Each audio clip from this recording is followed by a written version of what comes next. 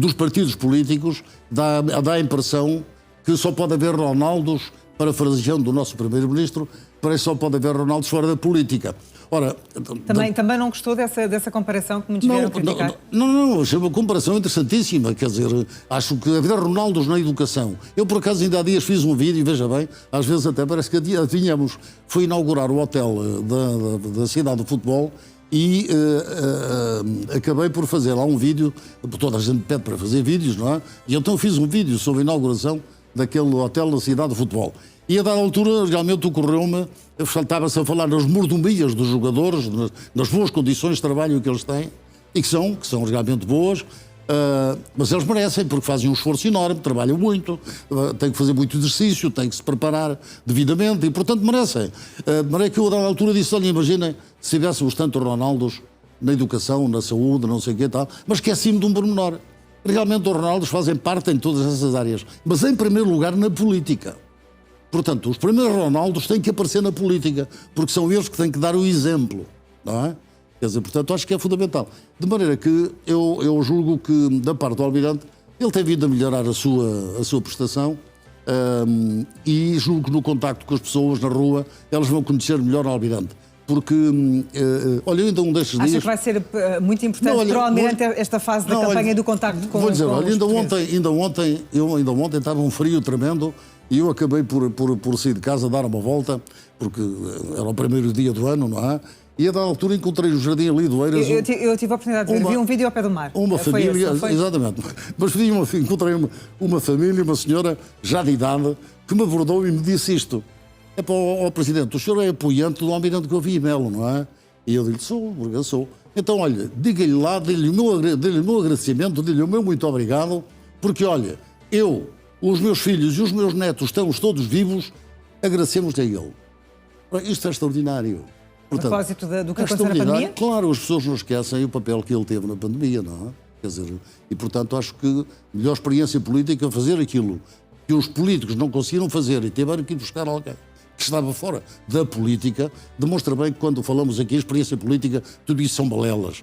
Nós precisamos é de pessoas com mérito, precisamos de pessoas capazes, competentes, que sejam capazes de levar por diante aquilo que é naturalmente e que traduzam a credibilidade que é fundamental no exercício da função presidencial. E que não andamos aqui enrolados com, enfim, candidatos que não têm perfil para serem realmente presidentes da República. Aliás, eu tenho estado a pensar nisso e vou-lhe dizer, hoje estive a refletir um pouco sobre a questão do perfil dos candidatos e cheguei a uma conclusão interessante.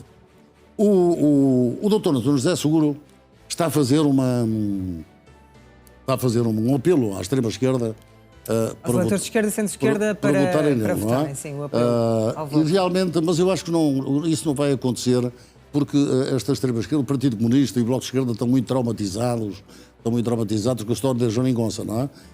Mas, portanto, chego à conclusão que votar no António José Seguro realmente é muito inseguro, porque, na verdade, tudo indica que sem essa extrema-esquerda ele não vai passar à segunda volta. Se não vai passar à segunda volta, para que é que se há de votar nele?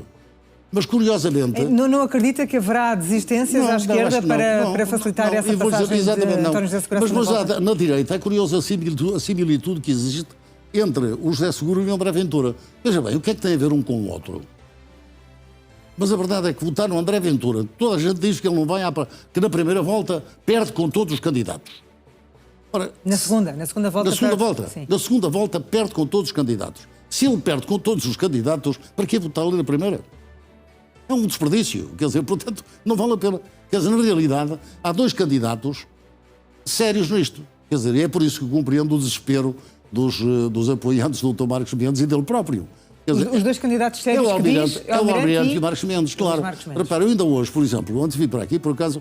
Apesar de ser muito crítico de Luís Marcos Mendes, como já tivemos por Isalta e Moraes. Não, eu sou um crítico de Luís Marcos Mendes, quer dizer, eu conheço o Luís Marcos Mendes, mas eu não faço comentários ao Luís Marcos Mendes quando falo de transparência, quando falo disso tudo e de ética, falo não porque leio no jornal ou vejo televisão, como há pouco dizia o seu Paulo Mandado, lá o Duarte Marques, não é?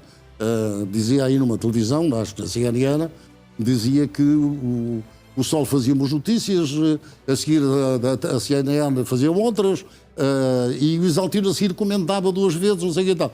Ora bem, eu nunca comento nada, posso falar nos jornais, mas o meu conhecimento não tem a ver com jornais ou com televisões. Repare, eu conheço o Luís Marques Mendes desde 85. Desde 85. E, portanto, tivemos muitas cumplicidades, quer dizer, vamos lá ver, em 1997, portanto, numa situação difícil, eu dei-lhe emprego, quer dizer, na administração da Atlântica. Portanto, era um homem da minha confiança, não é? Mas depois, claro, ele zangou-se comigo, mas isso é outra questão. Eu não tenho rancor, já estou farto de dizer isto. Nem invoco sequer conhecimento de situações concretas, como calculam. Até tenho, mas não vou invocar isso. Quer dizer, eu invoco apenas aquilo que é geral, que é a atividade de Luís Marques Mendes como facilitador de negócios e que a coisa não se resolve indicando o número de clientes. Não basta indicar o nome dos clientes, é preciso dizer de onde veio, qual é a origem dos recursos financeiros. Isso eu entendo que ainda não foi tudo devidamente esclarecido. Não, claro que não foi nada esclarecido. Bom, e por isso eu compreendo o nervosismo dele, não é? Vamos avançar para o segundo tema. Tem a ver com a marcação do Conselho de Estado para dia 9 de janeiro, já em plena campanha para as eleições presidenciais. É um Conselho de Estado que tem 2 conselheiros que são 2 candidatos a Presidente da República, André Ventura e Luís Marques Mendes. Acha que não foi oportuno esta convocação para este dia? Não, vamos lá ver, eu acho que o professor Marcelo Rebelo de Sousa lida mal com a falta de protagonismo. Quer dizer, portanto, isso é óbvio, não é? Mas ele realmente, vamos lá ver, ele é um príncipe da República. Quer dizer, o professor Marcelo Rebelo de Sousa, o atual Presidente da República, vê chegar ao fim de 50 anos que está a chegar a uma situação de irrelevância política. E isso cria-lhe alguns problemas de natureza pessoal. Ora bem, mas ele não tem que se preocupar com isso, porque na realidade ele tem um passado... Mas o que está a dizer é que ele convocou o Conselho de Estado para esta altura para querer protagonismo? Não, já explico. Durante estes 50 anos ele deu contributos extraordinários à democracia e à República. Portanto, ele esteve, foi presidente do PSD, esteve na Assembleia Constituinte, foi líder de uma das fações mais importantes de um partido neste país, foi a Nova Esperança, de onde saiu ele próprio para Presidente da República, o Santana Lopes, o Luís Arnaud, o Moraes Sarmento, o José Miguel Júdice. Veja bem, a panóplia de figuras, de personalidades que foram geradas justamente no movimento por ele criado, não é? E, portanto, até agora ele prestou serviços relevantíssimos ao país. Mas ele não lida bem com este desaparecimento do protagonismo. E então, a marcação do Conselho Nacional é claro que é oportuna. Não é isso que está em causa. Para discutir, diga-se passagem, a situação na Ucrânia. A questão da Ucrânia na sequência daquilo que o Primeiro-Ministro referiu dos militares a pôr as botas na Ucrânia. Ora bem, eu julgo que o que esteve errado foi o calendário.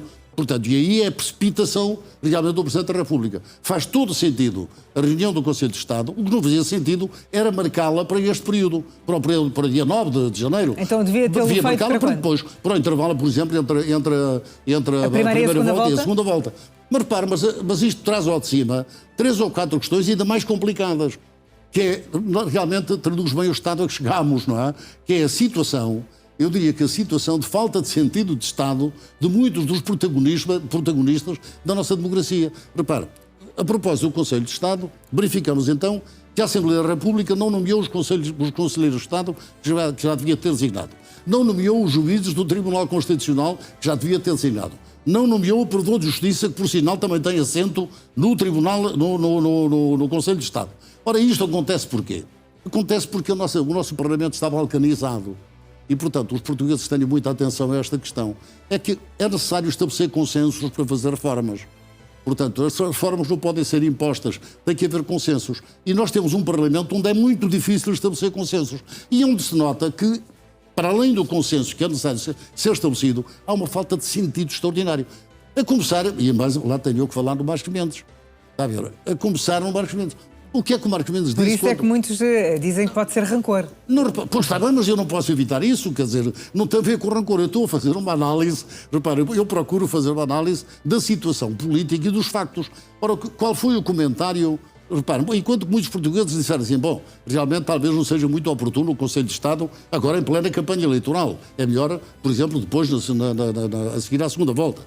Mas não, o que é que Marques Mendes diz? Não, isto não há problema nenhum. Bem, ele que devia ter pedido a renúncia ao cargo do Conselho de Estado quando se candidatou a Presidente da República, não, o que é que ele diz? Isso são 3 horas de intervalo na campanha. Ele e André Ventura, não é só Ora ele. bem, sim, mas André Ventura não fez esse comentário. Quem fez o comentário são 3 horas de interrupção na campanha eleitoral. Ora, aqui está o respeito, apesar de Marcelo Rebelo de Sousa valorizar o Conselho de Estado, porque ao longo do seu mandato reuniu umas quantas vezes o Conselho de Estado, mais do que nenhum outro Presidente da República, portanto, apesar dele saber o respeito que o Presidente da República atual tem pelo Conselho de Estado, ele que é Conselheiro de Estado, repara, e candidato a Presidente da República, diz, não, isso são 3 horas de interrupção na campanha eleitoral.